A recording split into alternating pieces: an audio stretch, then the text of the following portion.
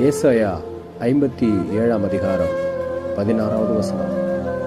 நான் எப்போதும் வழக்காட மாட்டேன், நான் என்றைக்கும் கோபமாயிருப்பதும் இல்லை. ஏனென்றால் ஆவியும் நான் உண்டு பண்ணின ஆத்துமாக்களும் என் முகத்துக்கு முன்பாக சோர்ந்து போகுமே. ஆமென். ஏசாயா 57 அதிகாரம் 16வது வசனம். நான் எப்போதும் வழக்காட மாட்டேன், நான் என்றைக்கும் கோபமாயிருப்பதும் இல்லை. ஏனென்றால் ஆவியும் நான் உண்டு பண்ணின ஆத்துமாக்களும் என் முகத்துக்கு முன்பாக சோர்ந்து போகுமே. ஆமென். ஏசாயா 57 அதிகாரம் 16வது வசனம். நான் எப்போதும் வழக்காட மாட்டேன், நான் என்றைக்கும் கோபமாயிருப்பதும் இல்லை. ஏனென்றால் ஆவியும் நான் உண்டு பண்ணின ஆத்துமாக்கள்